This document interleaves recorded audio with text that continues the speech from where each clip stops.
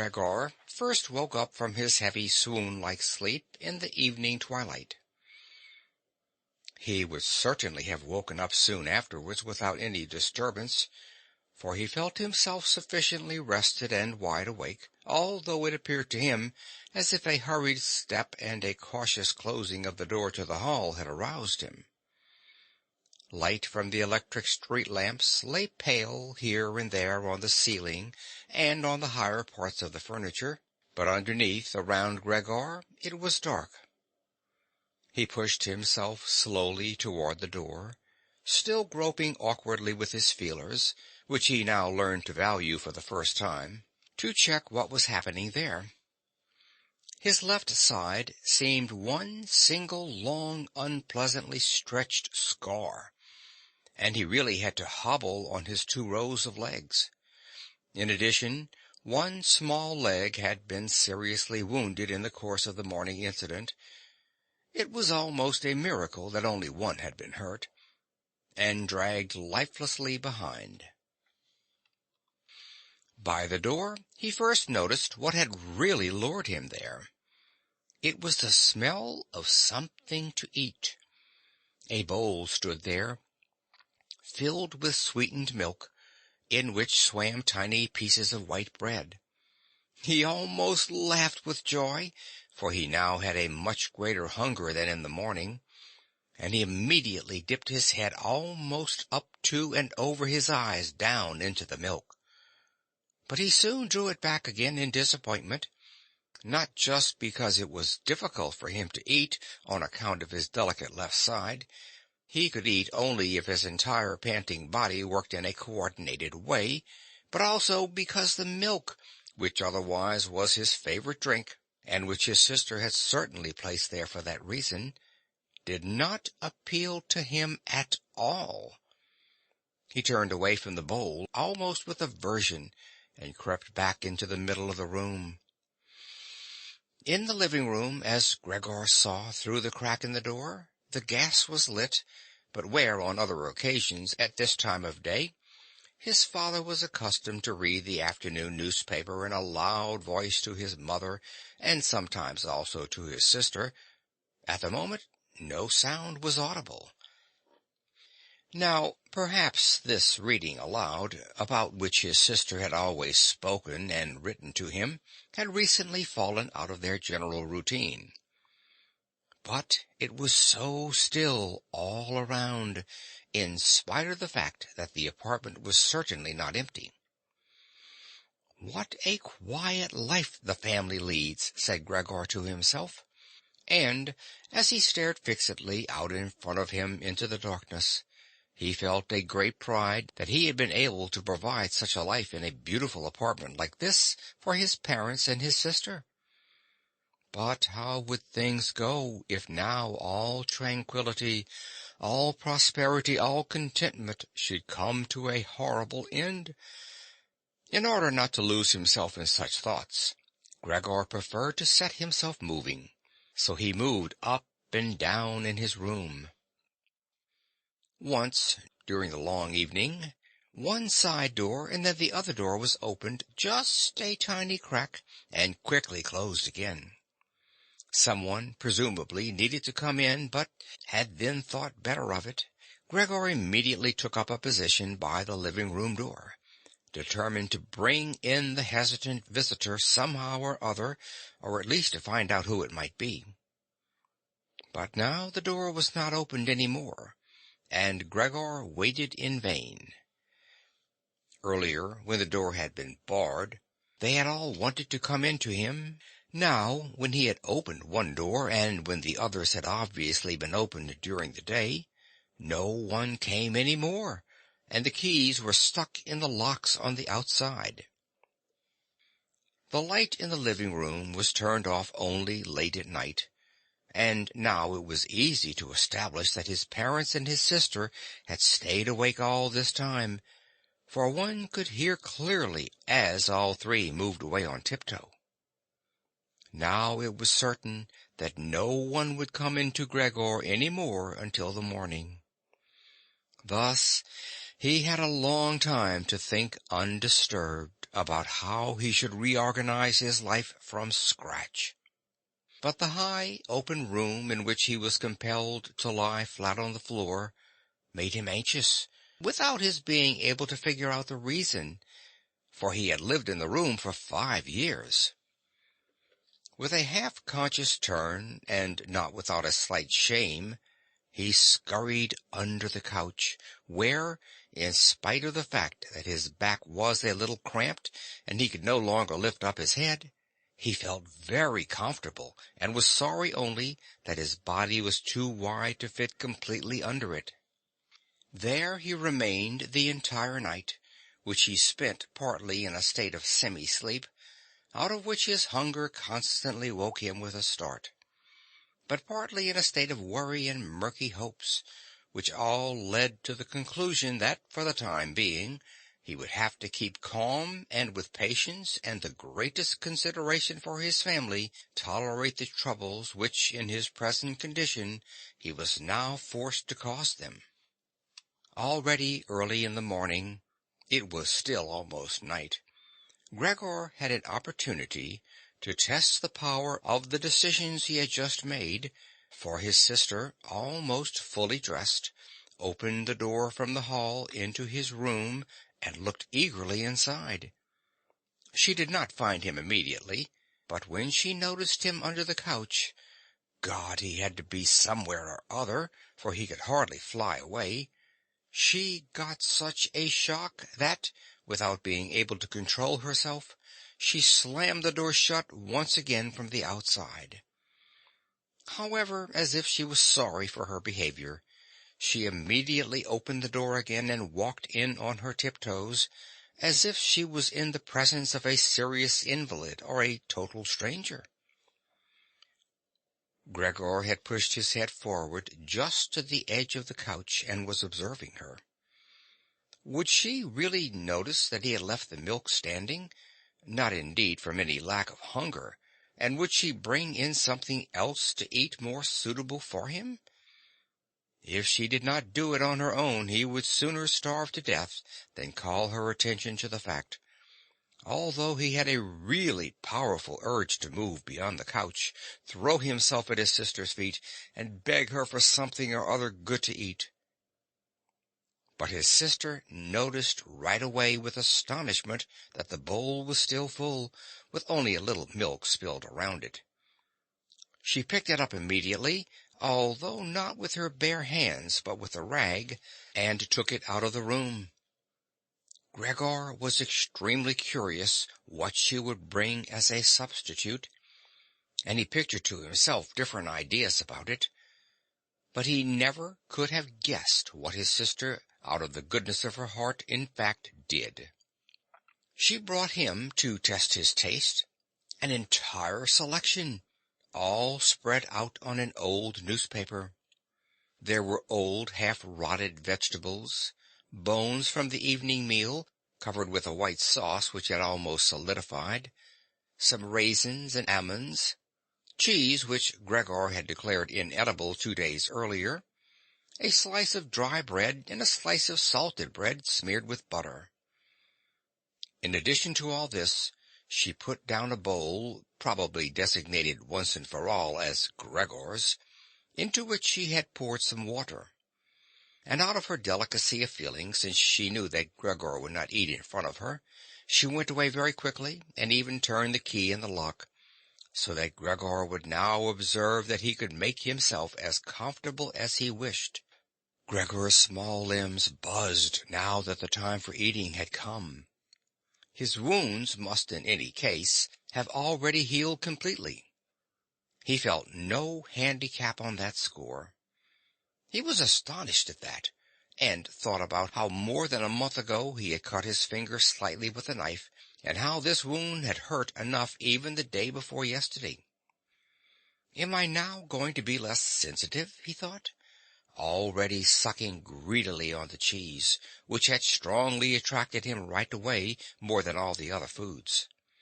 Quickly, and with his eyes watering with satisfaction, he ate one after the other the cheese, the vegetables, and the sauce. The fresh food, by contrast, didn't taste good to him. He couldn't bear the smell and even carried the things he wanted to eat a little distance away. By the time his sister slowly turned the key as a sign that he should withdraw, he had long finished and now lay lazily in the same spot. The noise immediately startled him, in spite of the fact that he was already almost asleep, and he scurried back again under the couch.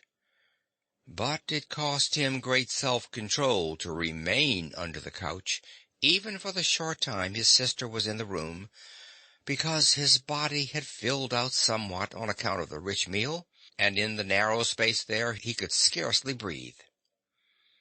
In the midst of minor attacks of asphyxiation, he looked at her with somewhat protruding eyes, as his unsuspecting sister swept up with a broom not just the remnants, but even the foods which Gregor had not touched at all, as if these were also now useless, and as she dumped everything quickly into a bucket, which she closed with a wooden lid, and then carried all of it out of the room.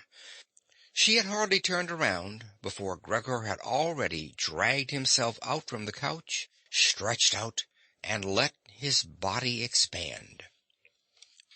In this way Gregor got his food every day, once in the morning when his parents and the servant girl were still asleep, and a second time after the common noon meal, for his parents were, as before, asleep then for a little while, and the servant girl was sent off by his sister on some errand or other.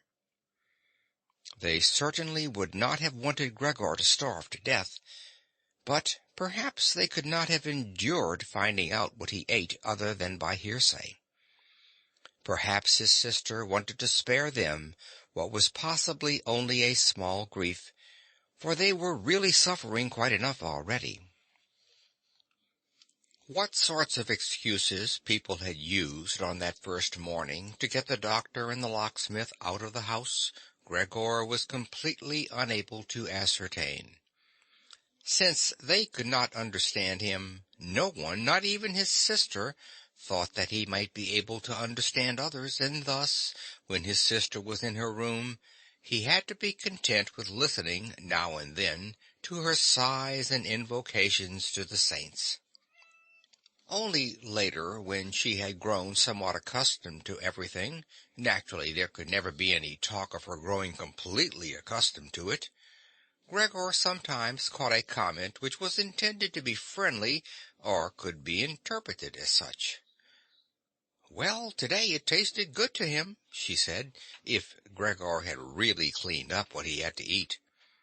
Whereas in the reverse situation, which gradually repeated itself more and more frequently, she used to say sadly, "Now everything has stopped again."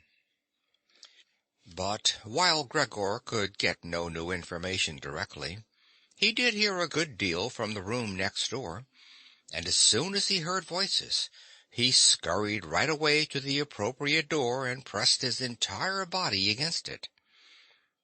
In the early days, especially, there was no conversation which was not concerned with him in some way or other, even if only in secret.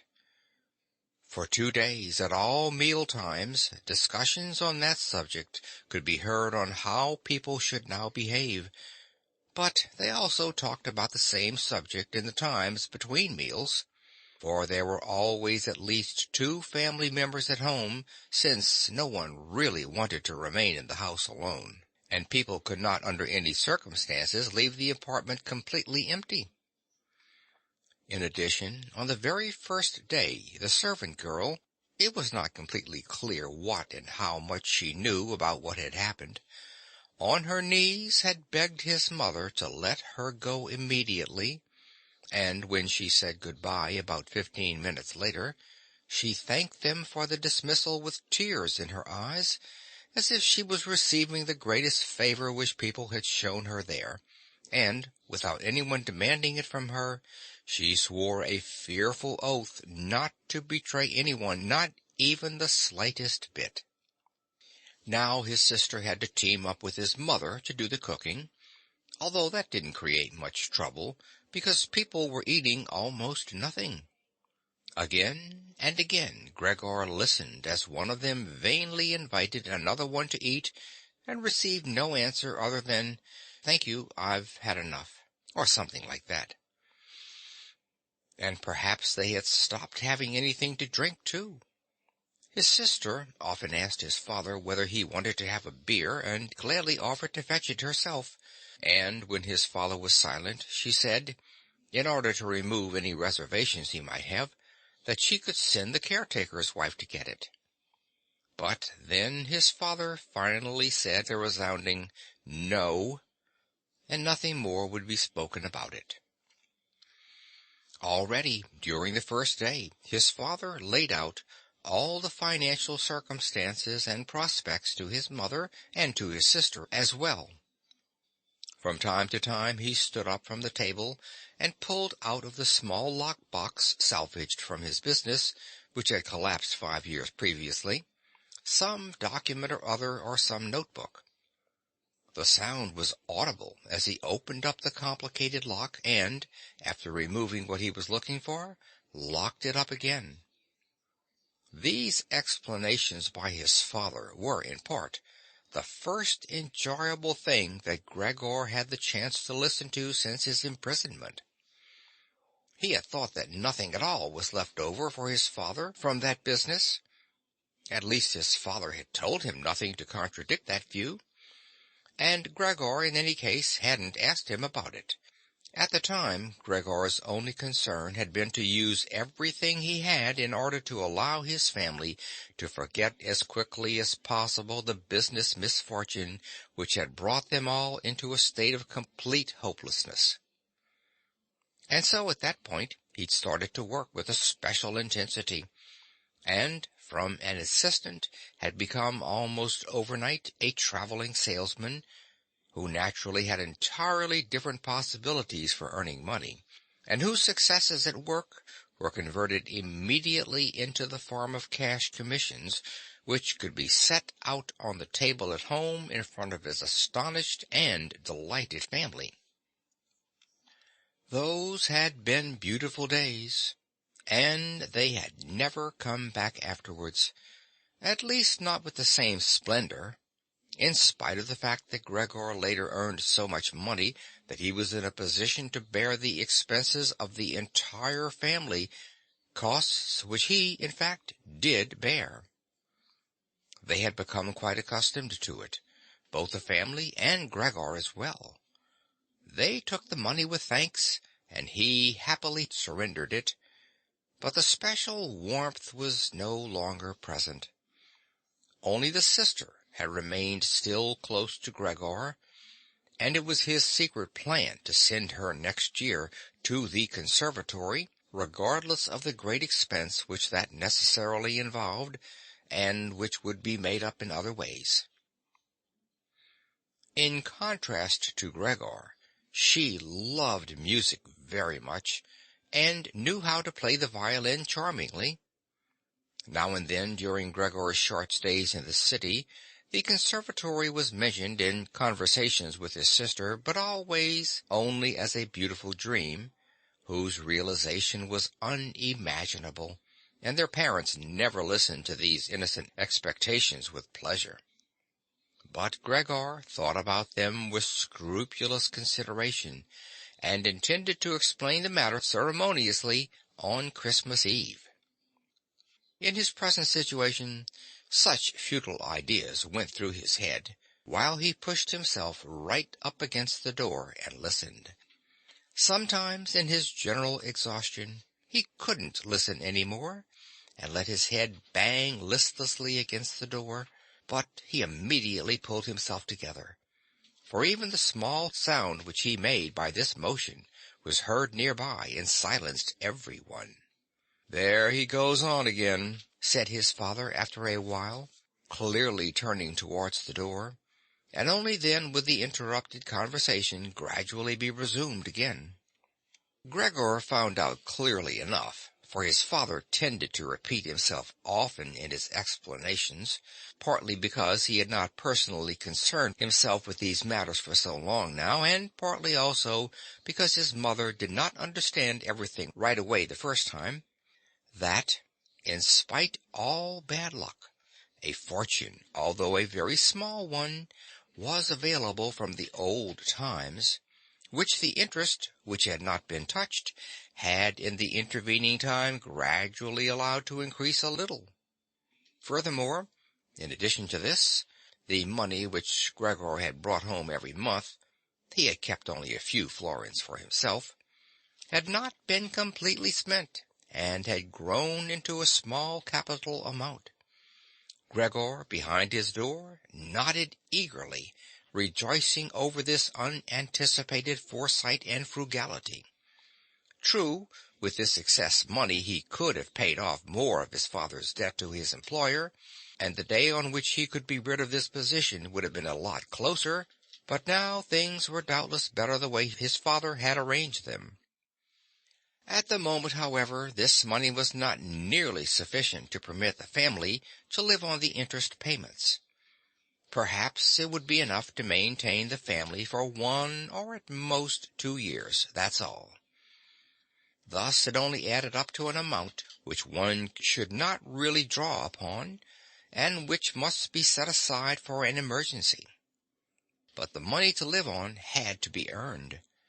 Now, although his father was old, he was a healthy man, who had not worked at all for 5 years, and thus could not be counted on very much. He had, in these 5 years, the first holidays of his trouble-filled but unsuccessful life, put on a good deal of fat, and thus had become really heavy. And should his old mother now perhaps work for money? A woman who suffered from asthma, for whom wandering through the apartment even now was a great strain, and who spent every second day on the sofa by the open window laboring for breath? Should his sister earn money? A girl who was still a 17-year-old child, whose earlier lifestyle had been so very delightful that it had consisted of dressing herself nicely, sleeping late, helping around the house, taking part in a few modest enjoyments, and, above all, playing the violin? When it came to talking about this need to earn money, at first Gregor went away from the door and threw himself on the cool leather sofa beside the door, for he was quite hot from shame and sorrow. Often he lay there all night long. He didn't sleep a moment and just scratched on the leather for hours at a time. He undertook the very difficult task of shoving a chair over to the window. Then he crept up on the window-sill and, braced in the chair, leaned against the window to look out, obviously with some memory or other of the satisfaction which that used to bring him in earlier times. Actually, from day to day he perceived things with less and less clarity, even those a short distance away.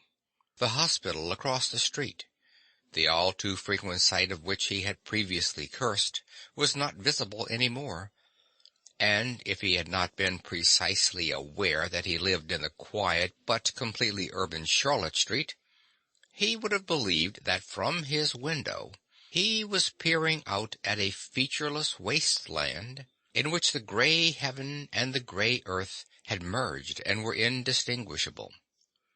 His attentive sister must have observed a couple of times that the chair stood by the window. Then, after cleaning up the room, each time she pushed the chair back right against the window, and from now on she even left the inner casement open. If Gregor had only been able to speak to his sister and thank her for everything that she had to do for him, he would have tolerated her service more easily. As it was, he suffered under it. The sister admittedly sought to cover up the awkwardness of everything as much as possible, and as time went by, she naturally got more successful at it. But with the passing of time, Gregor also came to understand everything more precisely. Even her entrance was terrible for him. As soon as she entered, she ran straight to the window, without taking the time to shut the door, In spite of the fact that she was otherwise very considerate in sparing anyone the sight of Gregor's room, and yanked the window open with eager hands, as if she was almost suffocating, and remained for a while by the window breathing deeply, even when it was still so cold. With this running and noise she frightened Gregor twice every day. The entire time he trembled under the couch, and yet he knew very well that she would certainly have spared him gladly if it had only been possible to remain with the window closed in a room where Gregor lived. On one occasion, about 1 month had already gone by since Gregor's transformation, and there was now no particular reason any more for his sister to be startled at Gregor's appearance. She arrived a little earlier than usual, and came upon Gregor as he was still looking out the window, immobile and well positioned to frighten someone. It would not have come as a surprise to Gregor if she had not come in, since his position was preventing her from opening the window immediately, but she not only did not step inside, she even retreated and shut the door. A stranger really might have concluded from this that Gregor had been lying in wait for her and wanted to bite her. Of course, Gregor immediately concealed himself under the couch, but he had to wait until the noon meal before his sister returned, and she seemed much less calm than usual. From this he realized that his appearance was still constantly intolerable to her, and must remain intolerable in future, and that she really had to exert a lot of self-control not to run away from a glimpse of only the small part of his body which stuck out from under the couch.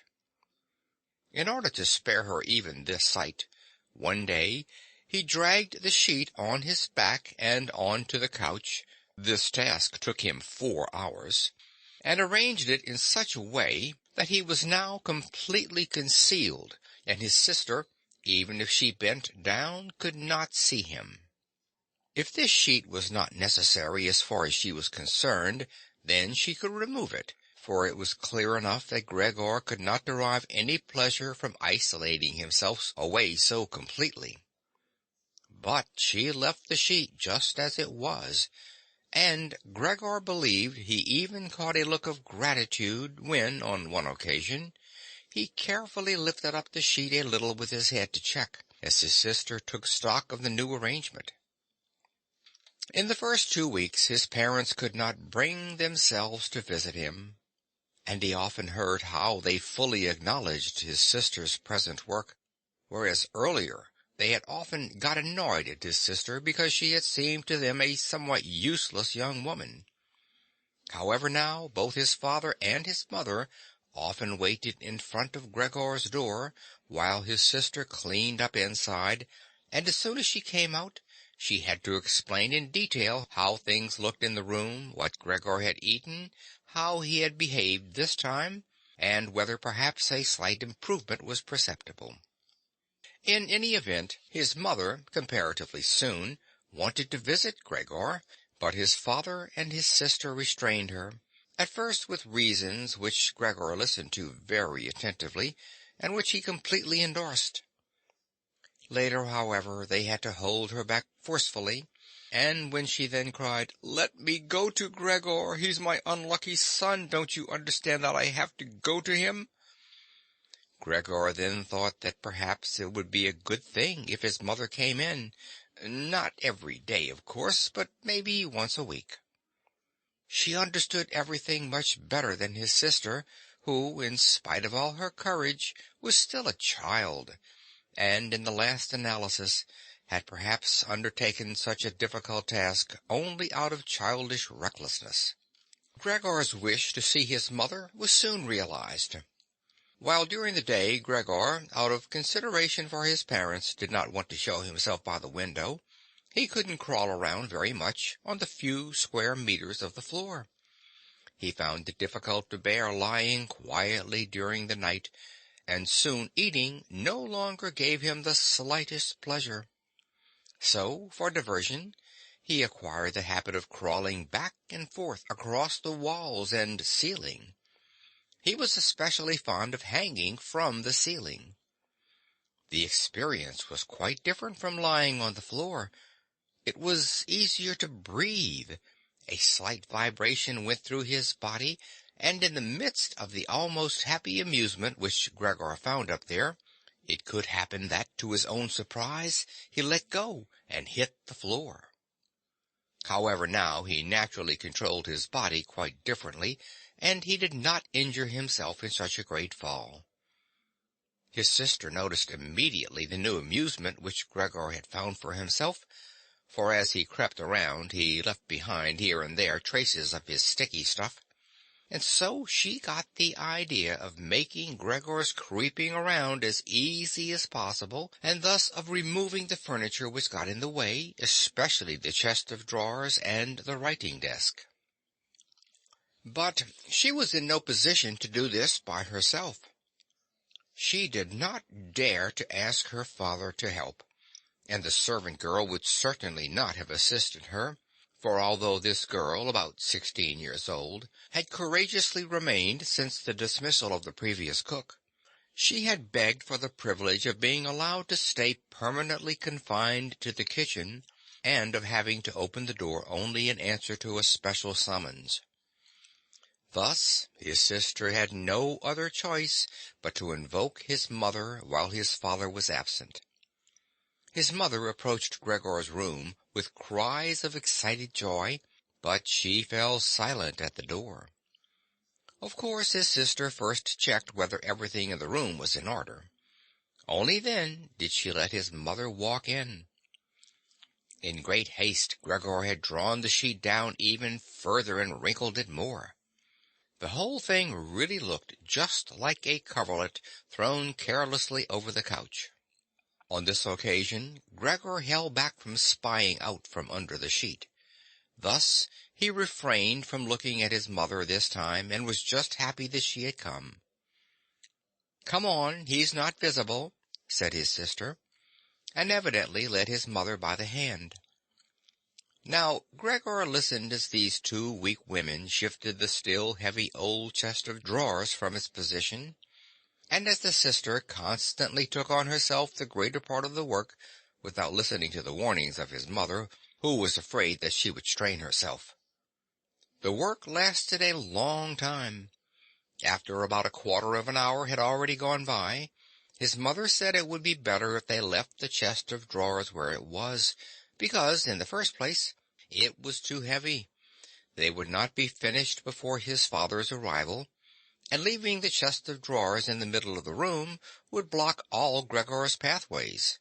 But in the second place, they could not be certain that Gregor would be pleased with the removal of the furniture.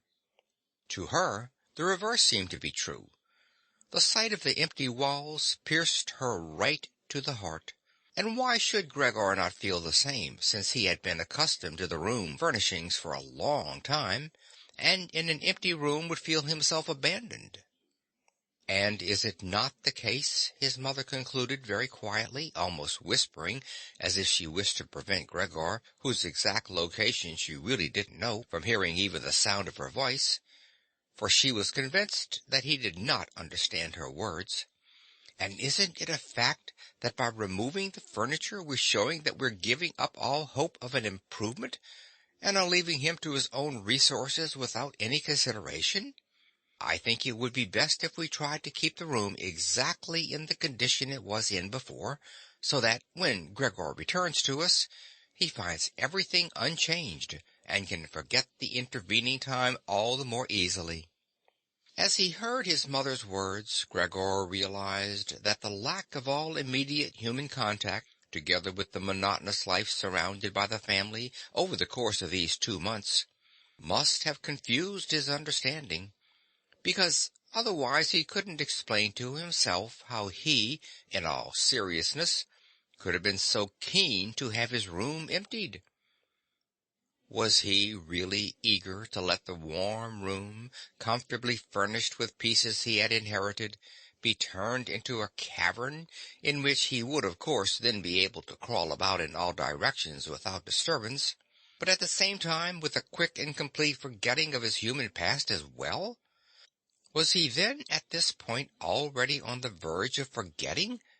And was it only the voice of his mother, which he had not heard for a long time, that had aroused him? Nothing was to be removed. Everything must remain. In his condition, he could not function without the beneficial influences of his furniture. And if the furniture prevented him from carrying out his senseless crawling about all over the place, then there was no harm in that, but rather a great benefit. But his sister, unfortunately, thought otherwise.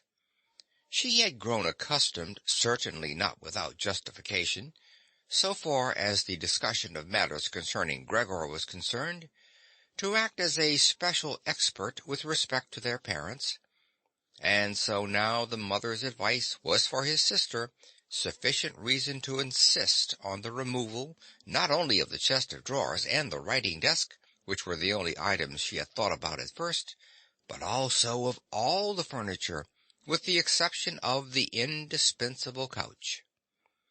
Of course, it was not only childish defiance and her recent very unexpected and hard-won self-confidence which led her to this demand. She had also actually observed that Gregor needed a great deal of room to creep about. The furniture, on the other hand, as far as she could see, was not of the slightest use. But perhaps the enthusiastic sensibility of young women of her age also played a role. This feeling sought release at every opportunity, and with it, Greta now felt tempted to want to make Gregor's situation even more terrifying, so that then she would be able to do even more for him than now. For surely no one except Greta would ever trust themselves to enter a room in which Gregor ruled the empty walls all by himself. And so she did not let herself be dissuaded from her decision by her mother, who in this room seemed uncertain of herself in her sheer agitation, and soon kept quiet, helping his sister with all her energy to get the chest of drawers out of the room. Now, Gregor could still do without the chest of drawers if need be, but the writing desk really had to stay. And scarcely had the women left the room with the chest of drawers, groaning as they pushed it, when Gregor stuck his head out from under the sofa to take a look how he could intervene cautiously and with as much consideration as possible. But unfortunately it was his mother who came back into the room first, while Greta had her arms wrapped around the chest of drawers in the next room and was rocking it back and forth by herself, without moving it from its position. His mother was not used to the sight of Gregor.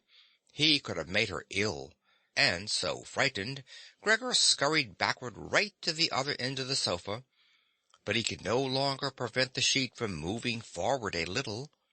That was enough to catch his mother's attention. She came to a halt, stood still for a moment, and then went back to Greta. Although Gregor kept repeating to himself over and over that really nothing unusual was going on, that only a few pieces of furniture were being rearranged, he soon had to admit to himself that the movements of the women to and fro, their quiet conversations, and the scratching of the furniture on the floor affected him like a great swollen commotion on all sides, and so firmly was he pulling in his head and legs, and pressing his body into the floor, he had to tell himself unequivocally that he wouldn't be able to endure all this much longer. They were cleaning out his room, taking away from him everything he cherished.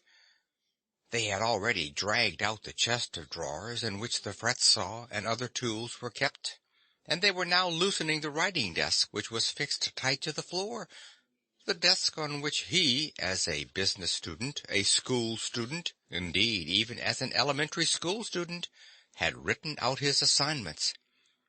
At that moment He really didn't have any more time to check the good intentions of the two women, whose existence he had in any case almost forgotten, because in their exhaustion they were working really silently, and the heavy stumbling of their feet was the only sound to be heard. And so he scuttled out. The women were just propping themselves up on the writing desk in the next room in order to take a breather, changing the direction of his path 4 times. He really didn't know what he should rescue first. Then he saw hanging conspicuously on the wall, which was otherwise already empty, the picture of the woman dressed in nothing but fur. He quickly scurried up over it and pressed himself against the glass which held it in place and which made his hot abdomen feel good. At least this picture, which Gregor at the moment completely concealed, surely no one would now take away.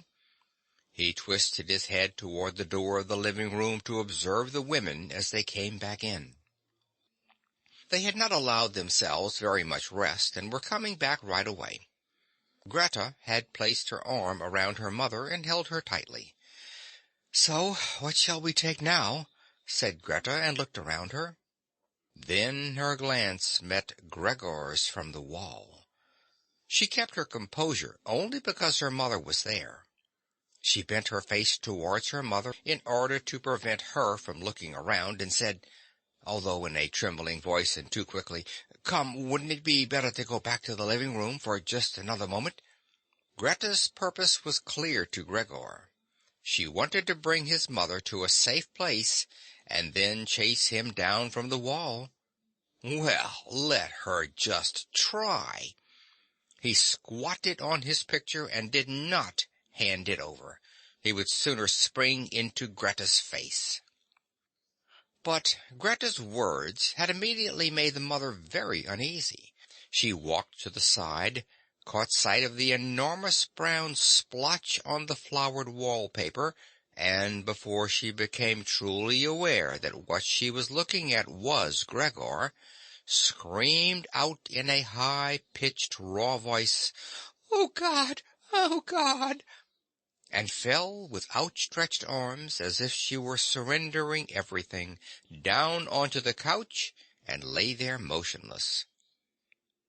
"Gregor, you—" cried out his sister with a raised fist and an urgent glare.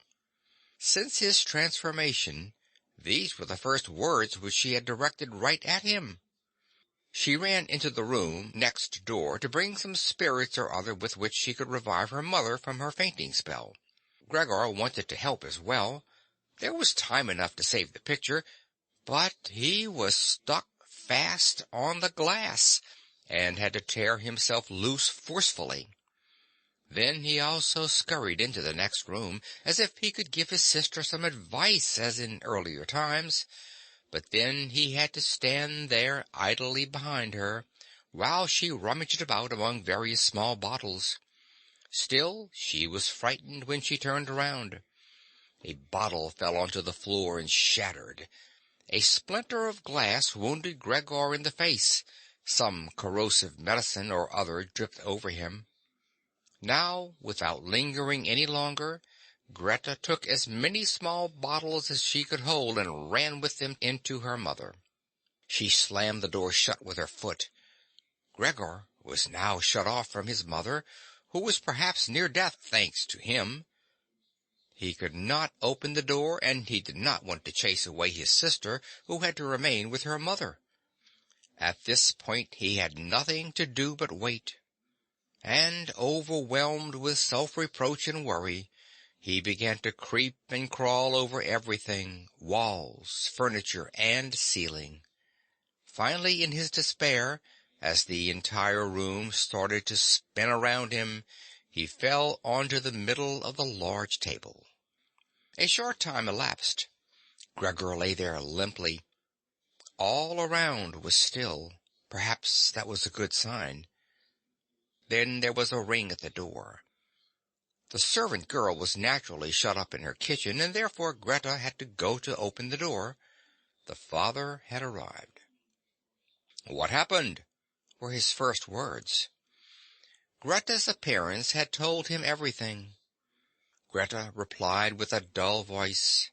Evidently she was pressing her face into her father's chest. "Mother's fainted, but she's getting better now. Gregor has broken loose." "Yes, I have expected that," said his father.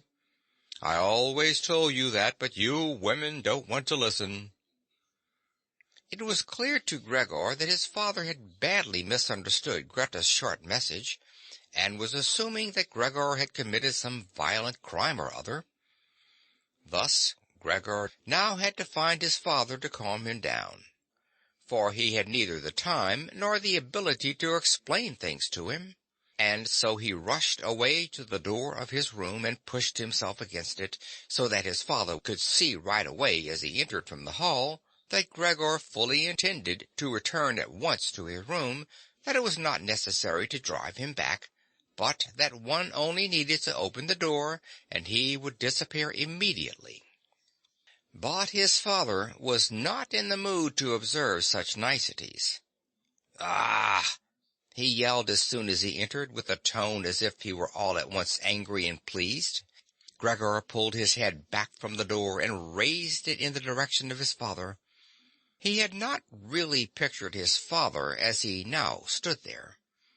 Of course, what with his new style of creeping all around, he had, in the past while, neglected to pay attention to what was going on in the rest of the apartment as he had done before, and really should have grasped the fact that he would encounter different conditions. Nevertheless,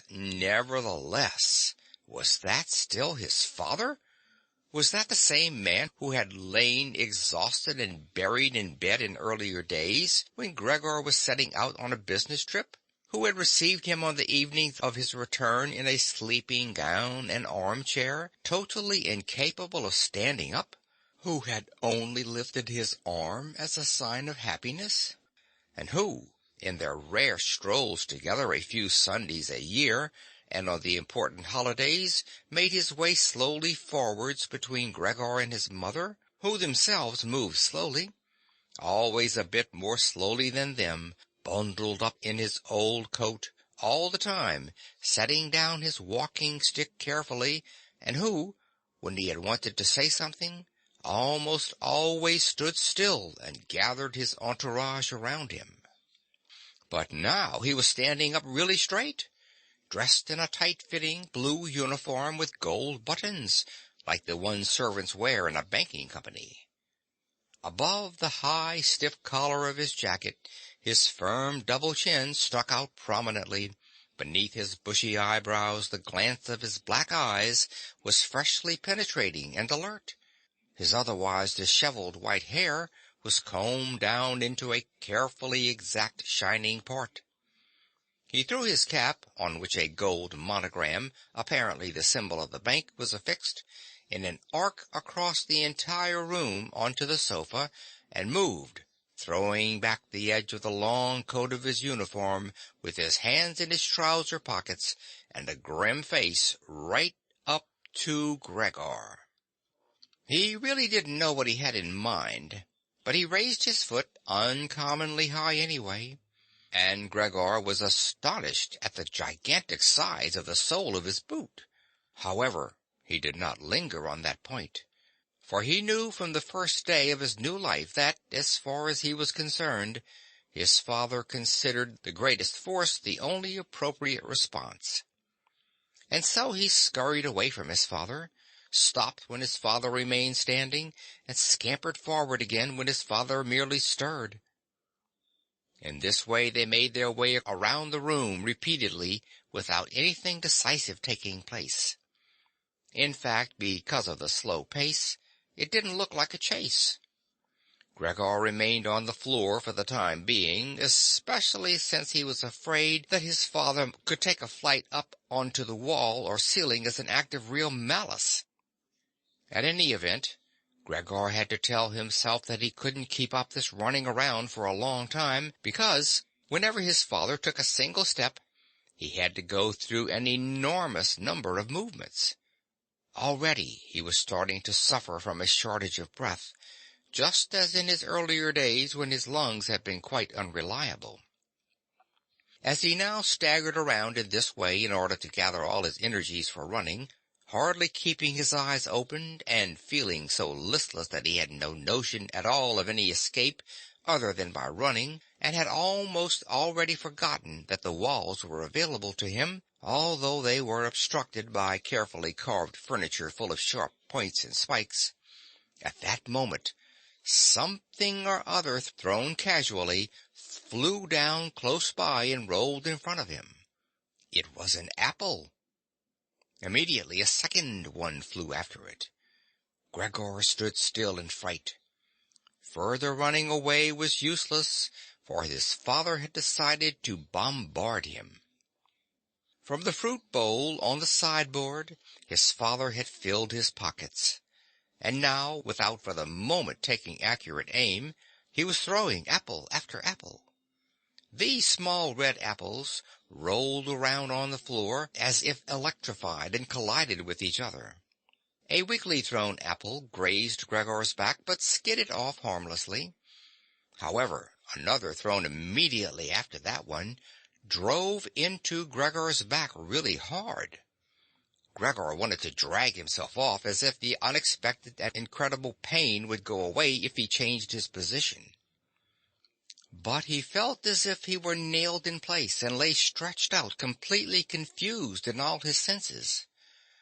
Only with his final glance did he notice how the door of his room was pulled open, and how, right in front of his sister, who was yelling, his mother ran out in her undergarments, for his sister had undressed her in order to give her some freedom to breathe in her fainting spell, and how his mother then ran up to his father. On the way her tied-up skirts slipped toward the floor one after the other, and how, tripping over her skirts, she hurled herself onto his father, and throwing her arms around him in complete union with him. But at this moment Gregor's power of sight gave way, as her hands reached to the back of his father's head, and she begged him to spare Gregor's life. End of Part 2.